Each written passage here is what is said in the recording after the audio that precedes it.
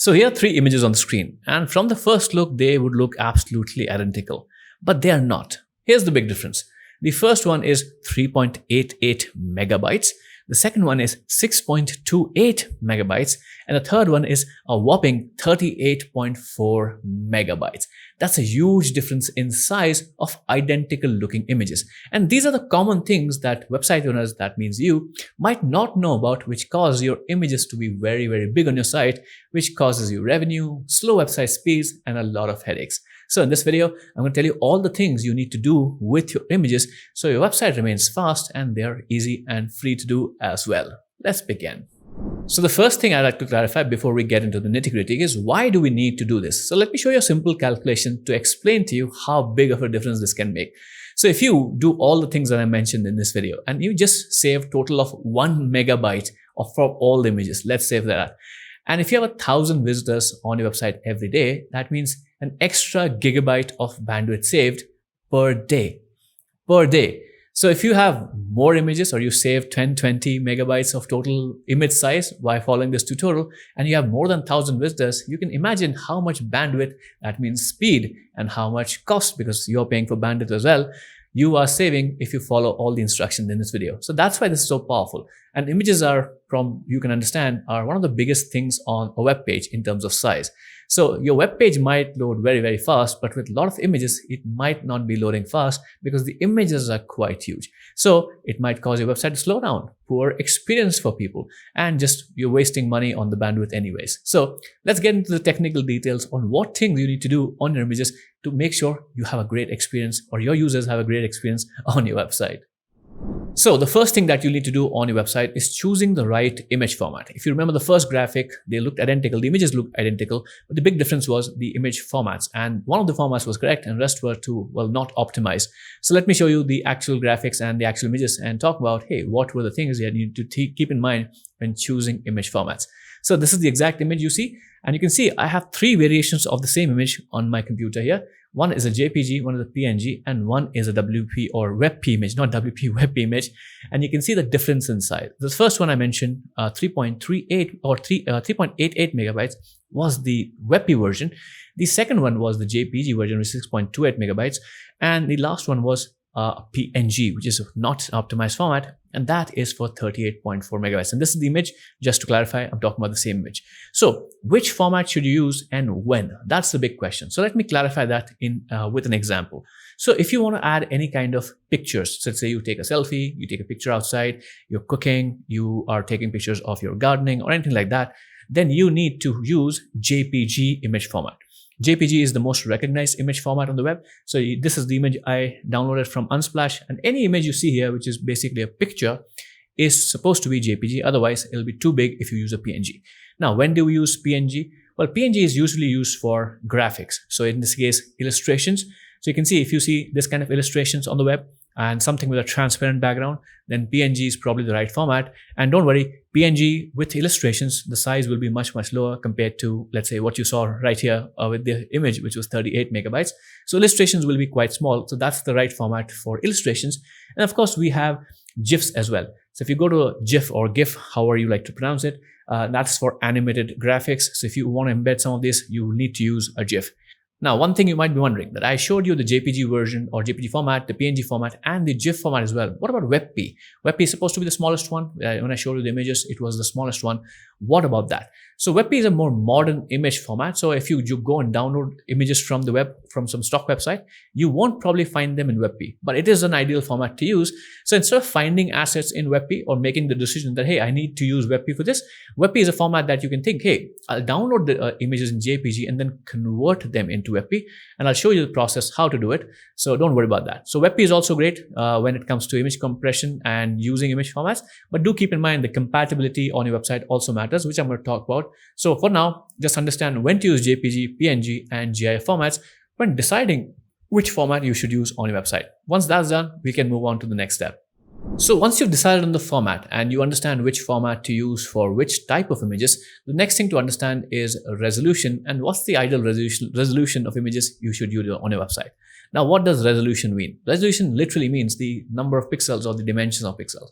For example, you might be watching, or you are probably watching this on YouTube directly, and it's recorded in full HD or 1080p. That means it's 1920 by 1080 pixels. That's the actual resolution of this video. So we need to pay attention to what the resolution of our images is before we upload them to our site. So if you go back to my screen here for a second, you see here the images I showed in the first demonstration. Apart from the formats, they also have the same dimensions for now, but it's practically very big. So it's 4000 by 6000 pixels, which is huge. But what images do your website need? There's an easy way to find out. So let's go here to my website. So this is my website, and these are the kind of images I add. So from the look of it, you can see, hey, this image looks great. I want my images to be this big, but just for clarification, I've just added another huge image here as well. So it's a practically very, very wide image. So you can decide for yourself that, hey, if this size looks good or this size looks good, and I'm going to show you how to understand what is the maximum width that your images or your website shows up. So what you can do, you can follow along this process as well. Just open your website up. And once you have added a couple of images to any blog post, or you might just open an existing blog post, it's just follow what I'm doing right now. This works in any browser, by the way. So what you do is just right click on any blank area here like this, and you'll find a lot of options here. Click the inspect option, and this will open up the inspector. You don't have to worry about the inspector here. All you have to do is take the first image here and just hover over it after clicking this button. So if you see here, it's called select an image or element at the page to inspect it. The keyboard shortcut for Windows on Chrome is Control-Shift-C. So now if I hover over an image, one thing you'll notice is the resolution shows up right here. So right now you can see it here, 700 by 466. Now we need to pay attention to the x-axis, which is the width. In this case, it's 700 pixels. That means if I upload images which are 700 pixels wide, they should look good on my site, at least on my site. Your images or your website might be different. Now, if I even go to the image below here and I select this one, it's 1040 or 1140 pixels. So if I want the maximum width, if I just want to have some images in the maximum width, that's 1140 pixels. But for images for this size, 700 pixels is good enough. So if you upload all your images on your website and you want them to look like this or this wide, because that's usually the frame of the blog post, then 700 pixels should be good enough. So that's your reference number to keep in mind. But that's not the final number you need to understand. Why?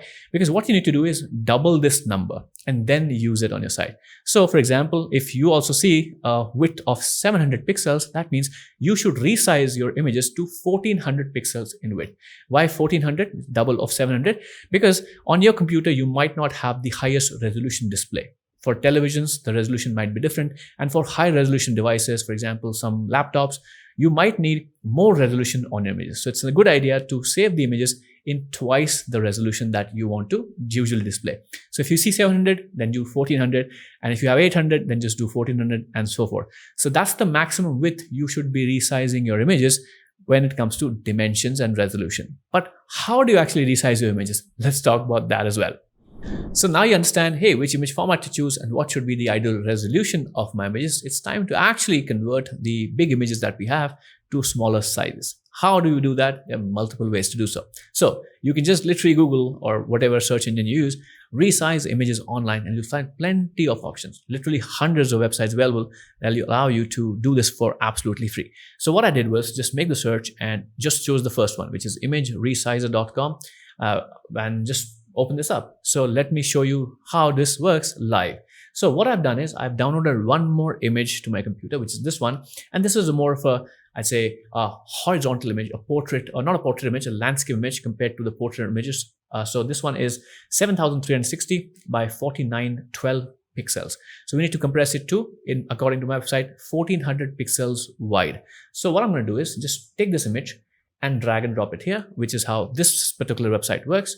Whatever website you choose might work differently. So once it's uploaded, we'll start seeing a few different options on how we can compress and resize our image. So let's wait for this to load, and I'll show you how to do it. So the image is now uploaded, and now we can see a few different options. You can resize by percentage. So hey, make sure it's 50% in size.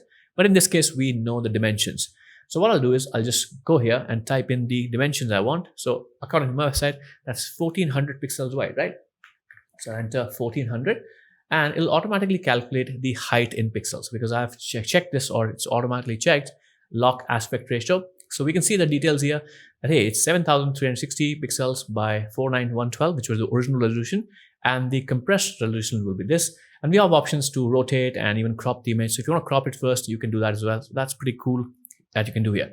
Then according to this, you have export settings. So you can do target file size, which will compress the image as well. So what's compression? I'll talk about that in a second. And save image as, you can change the format here as well. So if you have, let's say, PNG and you convert it to JPG or WebP, you can do that as well. In this case, I'll stick with original because this original website or this original image is already JPG. We'll click export. So in a couple of seconds, the image is now resized. You can see here, this is the file name, original pixels, new pixels, and here's the download link. Let's click on it to download our file. And once it's done, I'll just drag and drop it here in the main folder once again, so that we can make a comparison that just resizing the images, how much size it has changed. So you can see here, the original one was 4.74 megabytes, and the new compressed, or not compressed, the resized image is now just 322 kilobytes. That's almost 1/10 or 10 times, or I say 10% of the original size, or less than 10% of the original size. So that's how big of a difference it makes. So one image compression saves approximately almost more than 4 megabytes in size. That's the power of just resizing your images correctly. Now, as I said, there are multiple ways to do this. My preferred way of doing this in bulk is actually a software. Let me open the website up. It's called XNConvert. It's free for personal use, and it's a batch image converter. If you use it, it's fantastic. I use it all the time on my computer. It's available for Windows and Mac, and I actually have it open right now. So if I just do this again, the process once again, if I go here, if I just demonstrate how this would work. So I'll go here once again, I'll go to add action. You can add multiple actions to your images in just one software. It's pretty cool. I go to image, and we have so many different options. So we can change the canvas size, deskew, add a mask, crop, and do all sorts of things. I'll just use the resize option, and I'll just go longest edge. So in this case, I'll just go longest edge, and I want to make it 1400 pixels, right? So 1400 pixels, and it should show me a nice preview here. And we can see this is the before and this is the after. This is how the image will look like. From the output settings, I'll go to and change to JPG here. So I'll stick with JPG, and I'll just go here. And you can even choose a compression settings right now. I'll go with the default, which is here. And I'll say the file name XNConvert, just to differentiate the original one. And this works locally. So if you don't want to upload your images elsewhere, you can have this here.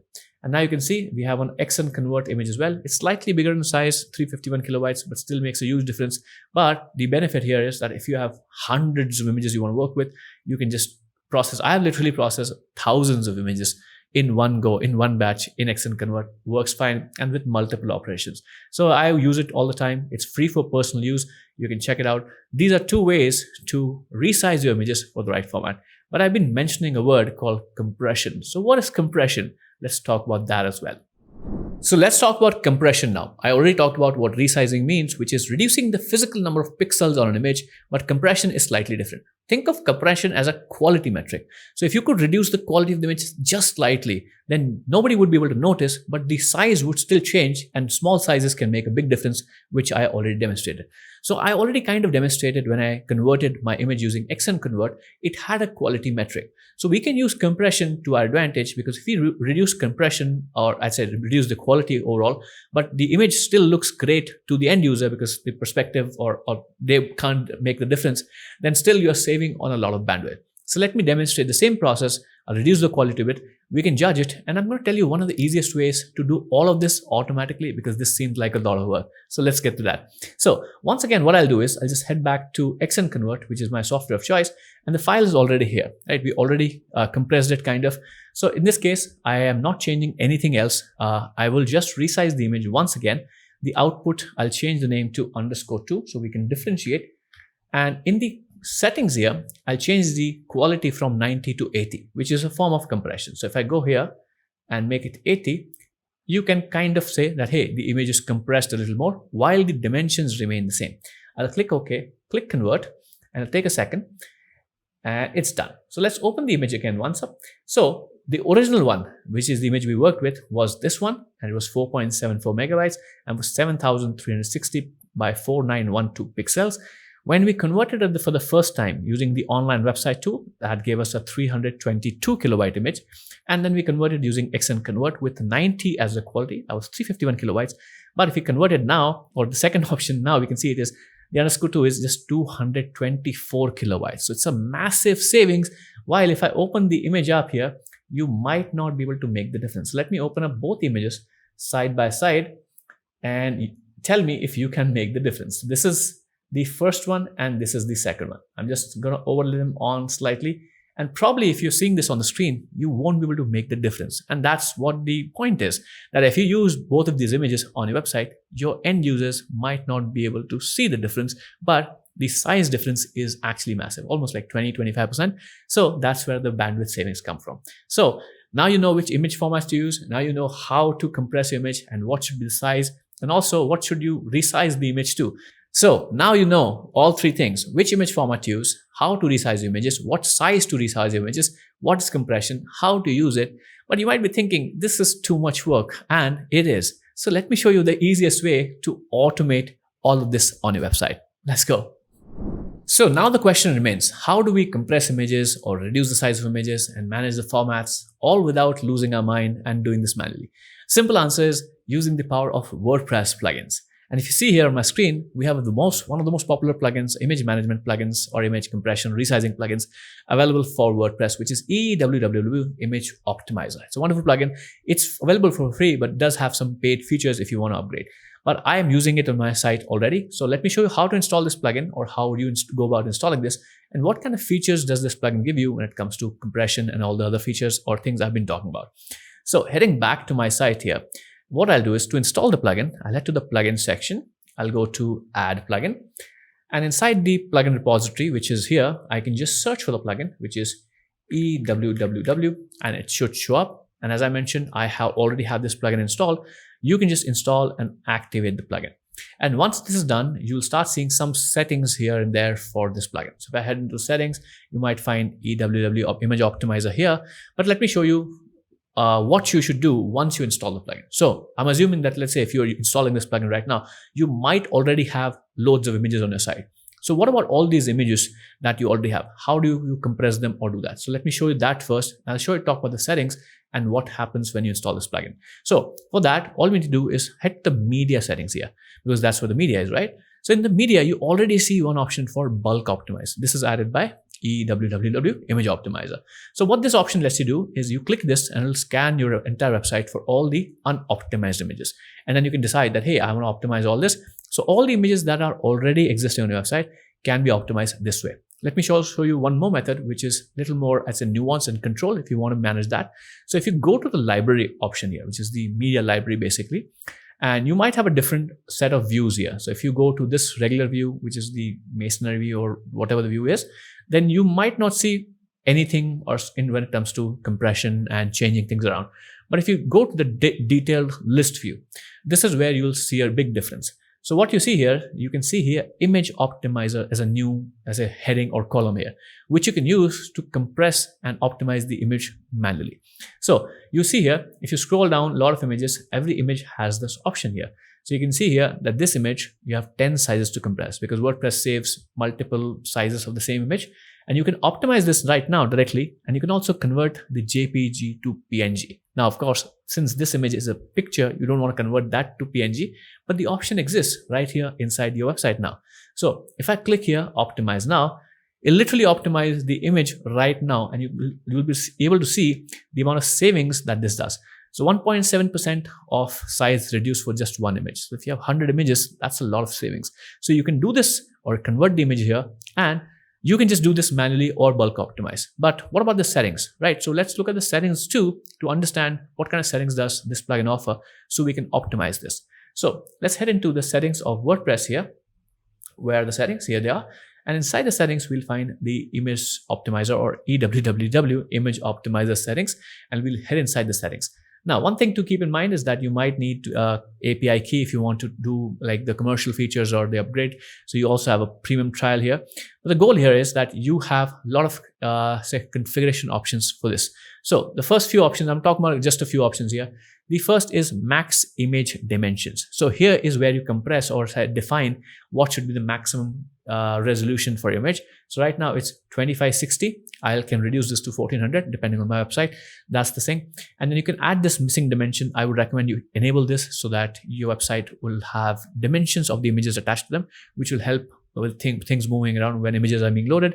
And you can also enable lazy load. So lazy load is a feature which is already present in WordPress. I'll talk about that after in a minute. And you can also convert your images automatically to WebP. This is important. So what this plugin will do is, as soon as you upload new images, first of all, it will take all these settings, it'll process this. So if you have removed metadata, any new image you upload the metadata will be removed.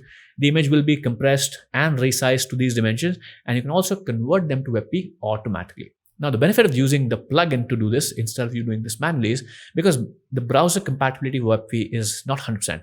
So if any browser, let's say your visitor is using a specific browser which does not support WP or WebP, then this plugin will recognize it and fall back to the old version, which if you do manually, you will lose the ability to. So that's why if you want to use WebP, which I recommend, then you can just check this box here, save your settings, and you'll see some settings here and options here. Of course, we need to save the settings. But the idea is that this is possible without you having to manually resize hundreds of images, and this will be done automatically for all new images on your site. Now, of course, there are some other settings and other plugins, but for the basic, I'd say, understanding of how this plugin works, this part or this much is enough to understand. So now we've done a few basic things. We understood, hey, which image formats to use. We understood what is resizing and what should be the ideal size of the image on your website. We understood what compression means, how to manually compress and resize images, and how to use this plugin to do everything for us automatically. Let's talk about two more important things to improve performance on your website when it comes to images as well. So the next important thing that you should enable on your site, and it might be already enabled, is lazy loading. Now, what is lazy loading? Let me give an example. Whenever you, let's say, go to a website, the website usually, a homepage at least, is quite long. Now, what if the homepage has a couple of images just at the bottom of the page? And what happens usually if lazy loading is not active is that those images will start loading immediately as the page loads, even if the visitor or you is on the top of the page, which is waste of bandwidth and it makes the entire page slow. So what lazy loading does, which is enabled in WordPress by default now, is that only when you scroll past or scroll close to the section is when the image actually loads. So it saves bandwidth and unnecessarily doesn't slow down the page, and it's just general good practice to have. And since lazy loading is now a default option or enabled by default in WordPress since many versions, you don't need to enable that in any plugin to take advantage of that. That should already be this. The last thing you should keep in mind when it comes to compressing and resizing images is using a CDN. Now, if you have a small website, you just have a handful of images, this is not the absolute most important thing for you to do. But if you have a large website with a lot of images and a lot of traffic coming in, then using a CDN will offset a lot of resources from your server. And what CDN does, let me explain. So what CDN stands for is Content Delivery Network. So let's say it's just a series of servers spread across the globe, which will just offset some of these resources for you. So instead of your website or your server serving the images to the end users, the CDN will take over, and CDN will be responsible for just downloading the images. How do you do it? Multiple ways or multiple CDNs to do so. Our recommendations goes to Bunny CDN, and it's a wonderful CDN. And Bunny CDN offers image CDNs and even video CDN, a lot of things. I personally use Bunny CDN on my website for video hosting. I host a lot of videos on my website, and it's been great. It's very affordable. There's no minimums. You just pay for how much bandwidth or how much whatever services you use. So that's great as well. So hopefully now you've understood everything about images. We talked about choosing right image format, resizing, compressing, using plugins to do this automatically, lazy loading, and CDNs as well. If you still have any questions about, hey, what do I do with this specific question for my images, let me know in the comments. And of course, I'll answer every single one. You're watching Raj from WP Beginner, and I'll catch you in the next video really soon. Take care.